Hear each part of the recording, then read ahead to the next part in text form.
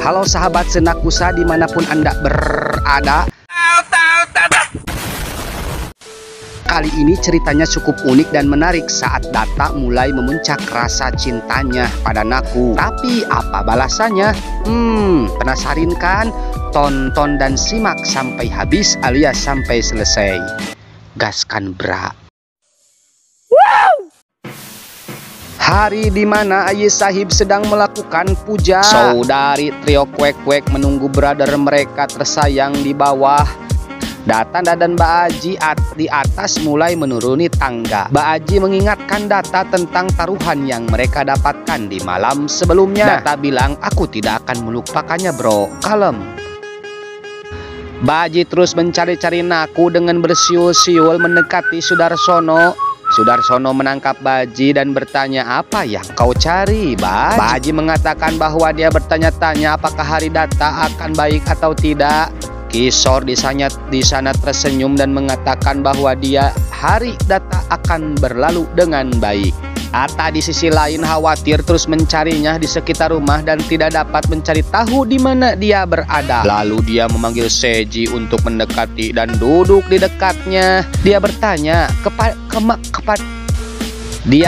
kepadanya, di mana kakakmu berada? Tak lama kemudian Mbak Adi dan aku memasuki aula dengan pujak. Data menarik napas lega.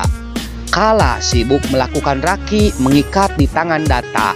Sementara Data mencuri-curi pandang sekilas dengan Naku. Kala yang malang marah karena frustasi dibuatnya. Data menyerahkan hadiah itu kepada trio kuek-kuek, saudara perempuannya. Seji menyerahkan hadiah kepada Naku, sebuah kalung. Naku meminta Seji dari mana dia mendapatkannya. Seji menatap ke arah Data. Naku sedikit khawatir karenanya. Kalau diperhatikan, kasihan Naku, dia lagi sakit mata. Mungkin keompolan cucunguk. Kala mengambil kesempatan untuk mengejek Naku dan berkata, Anda harus memberinya beberapa waktu dan tidak membiarkan dia menyadari bahwa dia miskin. Data pun tersenyum di hatinya. Kisor menatap Kala dengan frustasi alias rungsing. Kala membawa Naku ke kamarnya dengan dalih berbicara dengannya. Dia berbicara mencerca habis-habisan bahwa dia hanya seorang pelayan dan tidak layak menjadi istri Data. Dan terus berbicara buruk padanya. Baji yang sedang lewat terhenti dan menguping pembicaraan mereka. Kala melanjutkan, dia tidak bisa mengubah tempat Anda dan masa lalu, tapi setidaknya Anda harus mencoba mengubah diri seperti penampilan Anda. Rubuk. Naku tidak bisa melihat ke mata Kala lagi dan berjalan pergi. Naku di tempat ibunya berbicara curhat pada bapaknya alias pada Tuhannya. Baji masuk ke kamar Naku dan mengatakan kepada bahnya bahwa dia tidak perlu menjawab siapapun. Data tahu betapa murni hatimu, betapa kamu mencintainya. Jangan pedulikan apa yang orang lain katakan, terutama Kalajengking. Dia emang seperti itu orangnya.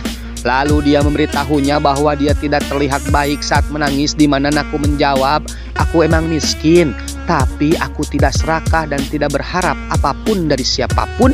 Dia mengerti segalanya. Lalu dia pergi dari sana setelah membuatnya tersenyum. Naku menetapnya pergi. Data melihat Baji keluar dari kamar Naku dan bertanya apakah dia datang dari kamar Naku. Baji menjawab, iya Data, aku datang dari kamar Naku. Aku pergi untuk melihat kamera keamanan stabil atau tidak. Malamnya Data ada di kamarnya mencoba sherwani. Di depan cermin dia melihat sherwani dan memperhatikan yang jaketnya diberikan pada Naku di hutan. Dan dia merasakan tersenyum pada dirinya sendiri dan mengingat urutan mimpi-mimpi itu. Naku, aku sangat mencintaimu. Anda membawa warna dalam hidup saya. Dan lagi wajahnya memerah.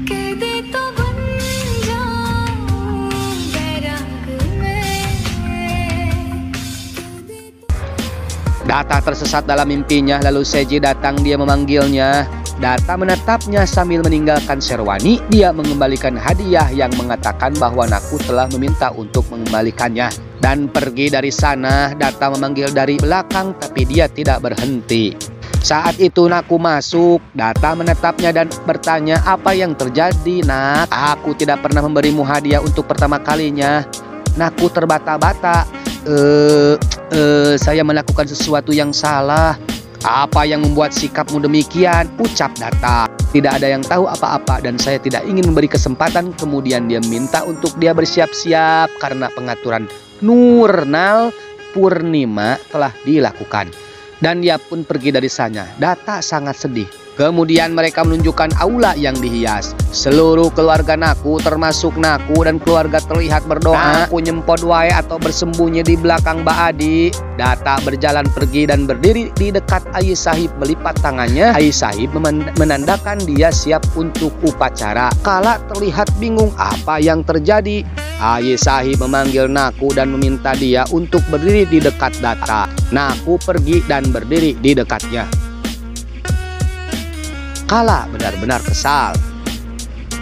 Naku masih bersembunyi di belakang Mbak Adi. Ayi Sahib memintanya untuk duduk di dekatnya. Mbak Adi membawa Naku di dekat sofa dan Naku pergi dan duduk di dekat Datta. Dia nampak gugup dan takut mengingat perkataan Kala. Trio jahat dan Sudarsono kesal tapi sisanya tersenyum. Naku merasa tidak nyaman mendengarnya. Kemudian Mbak Aji pergi ke pusat dan mengumumkan bahwa mereka akan memulai rasam narial atau upacara adat. Kemudian mengambil narial dan menantang semuanya. Sudarsono menjawab, "Saya di sini, Baji." Kemudian dia berjalan ke pusat dan bermain dengan Baji. Naku merasa tidak nyaman. Naku memaafkan dirinya sendiri dan pergi dari sana. Datta pun menjadi sedih.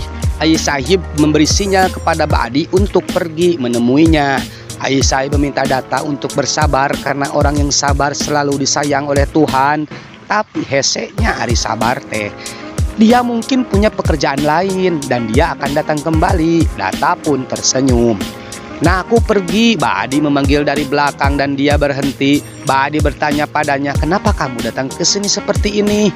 Laku model kita maruk halus gitu."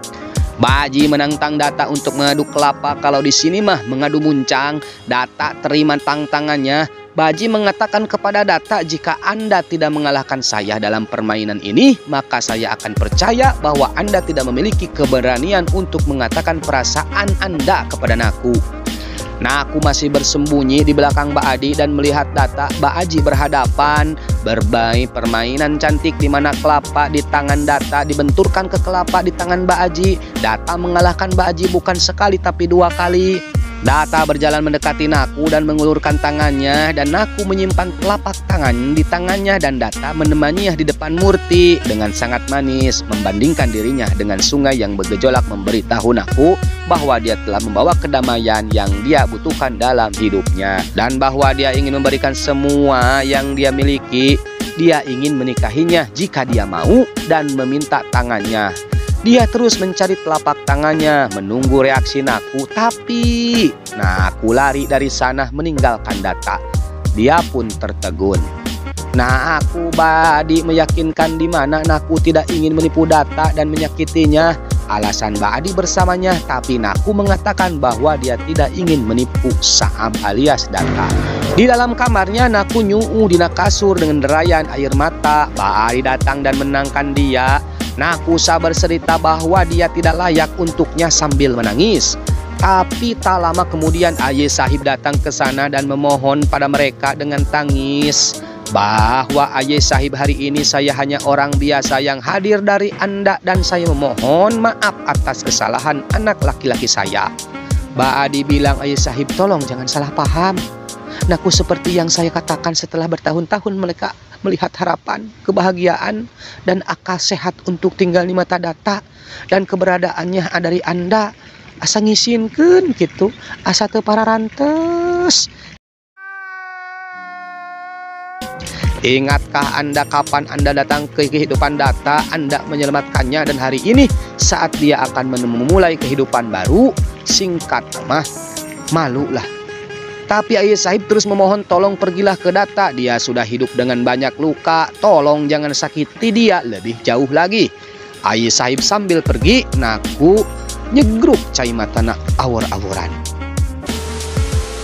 Data di kamarnya dengan pisau dapur menggores tangannya mengingat Naku bercerita tentang cintanya padanya. Kenapa kamu membuatku jatuh cinta? Kenapa kamu menaikkan harapanku dan memberikan harapan palsu? Lalu Data melempar pisangnya dalam kemarahan. Pisau, saya tidak pernah menganggap Anda lebih rendah dari saya dengan cara apapun. Dan kemudian dia ingat dan penolakannya.